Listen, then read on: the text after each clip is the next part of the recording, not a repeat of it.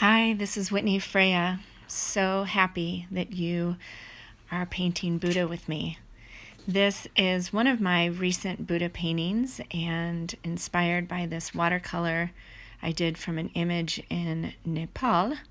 And I had my garnet stone that we recommend using for your Paint Buddha experience.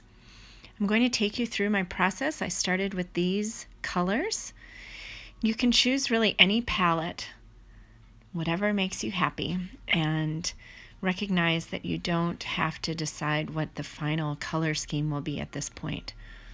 I started on a canvas that already had a first layer, and for me the first layer is where we play, where we get to set our intention for our painting, and where we build up foundational layers of color, texture.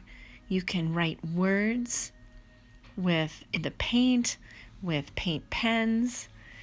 I almost always end up painting with my fingers because as the texture builds up on the canvas, when you layer over different colors with your fingers, the touch is light and you're able to pick up all the layers of color peeking through.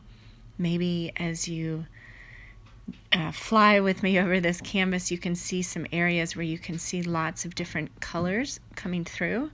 A lot of that is achieved because I have used the finger paint. I love using pattern paper, gold leaf, things like this in these first layers because they become like colors on the palette. So now I am adding dark into the canvas, and this provides contrast. You can use black, or the color I held up there earlier is a burnt umber, which comes off as blackish but has a little more natural tone. So I'm using this dark color to create some patterns, some contrast. The darkness will make the light that much more visible and interesting. And I find that the less I think while I'm painting, the less I try and figure out if I'm on the right track or if the way I'm painting is good or bad, that the more fun I have. This is why painting can become meditation. You're giving your mind an opportunity to rest. Your thinking mind is overworked and it is longing for time where your intuitive, creative right hemisphere can take over. So after putting down the dark, I decided to create some contrast to that by just adding white with my fingers all throughout the canvas. So it was a practice and a meditation in detachment to a certain extent, to see how adding different colors in a different way creates some tension, some contrast. So I started with the lightest color, white, and now I'm adding yellow. And I may or may not, as I paint, continue to get to darker and darker colors. It's really learning to tune into that subtle communication that you're getting. And I'll paint with the white and yellow, like I show in this step, until it feels like it's time to stop, right? And in the process, I become so mesmerized with all of the layers and the colors and every little square inch of the canvas that becomes its own tiny masterpiece. So my intention for you is that by the time you get to outlining Buddha, that you have created such an intuitive, creative space that is judgment-free and completely aligned with unconditional love. So how can you love yourself in the process? after completing what I did with the brush and my fingers, I decided to add some sacred symbol energy into the canvas. I love this flower of life symbol, as well as the Om symbol that comes from my Archual line of sacred symbol stencils. Again, both of these symbols are in alignment with the energy of Buddha painting. And you can see how I stenciled each stencil in different colors, different shades, and how I repeated the Om symbol, almost creating a pattern like in fabric. And some of the symbols as well are falling off the canvas. I like to do that a lot. I was excited to show you this step in the process because I outlined this white Buddha and then decided, nope, that's not it. And got a wet brush and just blended that outline back into the canvas.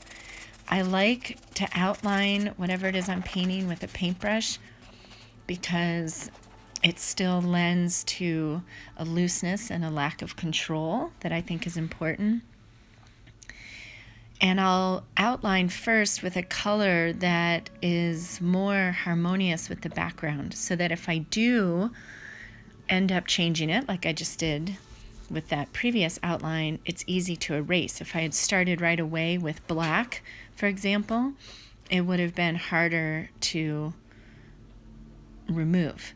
So you can kind of think of like the white outline as I'm demonstrating here as kind of a pencil sketch.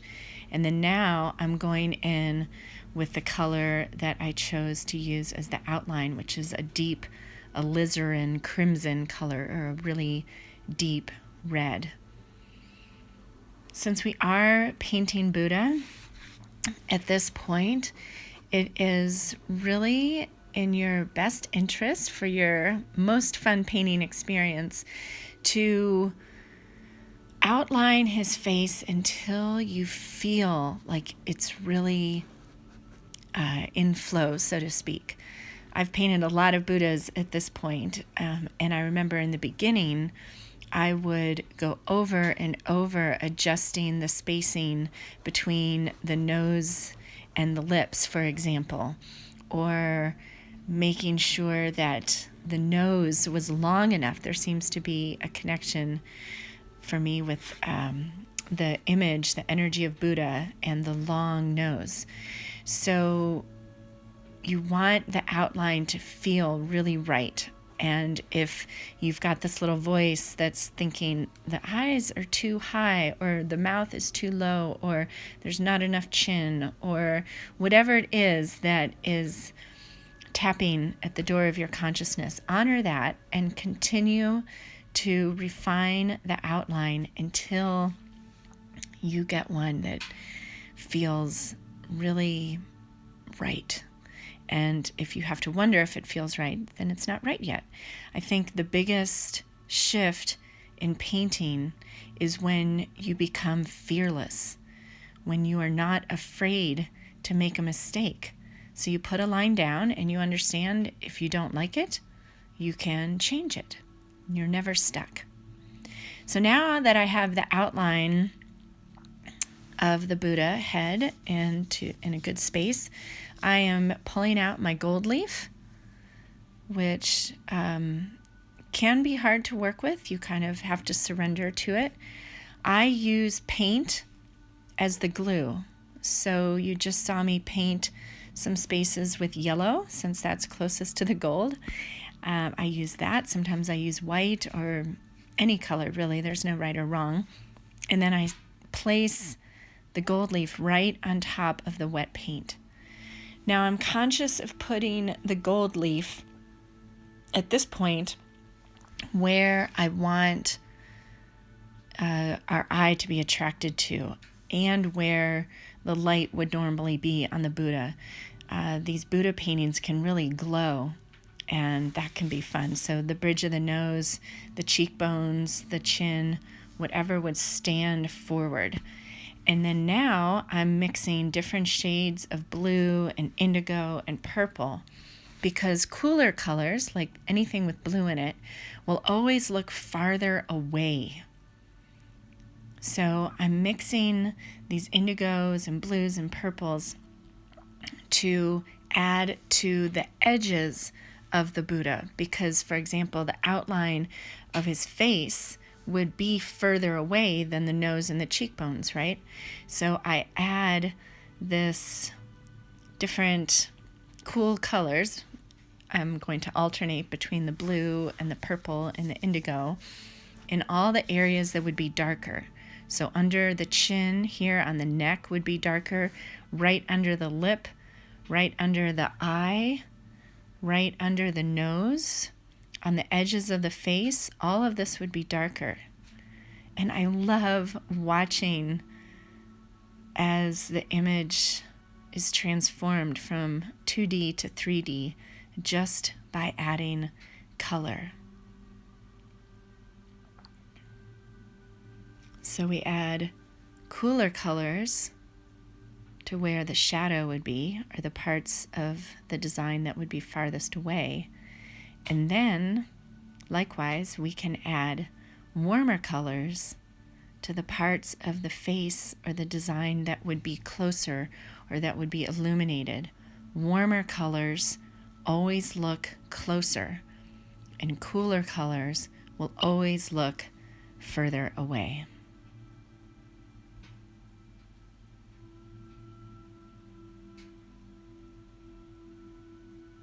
So now we get to play with warmer colors. So anything with yellow in it, yellow, orange, red that has a warmth to it, like red that looks like it has a little bit of yellow in it. Any cadmium red is typically going to be warmer. You can always add a little bit of yellow to the red to make it warmer. And I add these warmer colors to the parts of the face that would be closer. So again, you can notice and see how the Buddha's face is becoming more and more 3D. I also loved painting that white outline around the outside of the Buddha, and then I used the brush and my finger to blend so that it didn't look like a stripe around his head. It looks like a glow. It's fun how the ears also seem to really communicate Buddha. I remember learning as a child that large earlobes meant that you would have a prosperous, abundant life, because I have, abundant earlobes. I can't wait to hear your musings from your own Buddha painting experience. Please comment below any of these lessons, and thank you for joining me and creating your own. Namaste.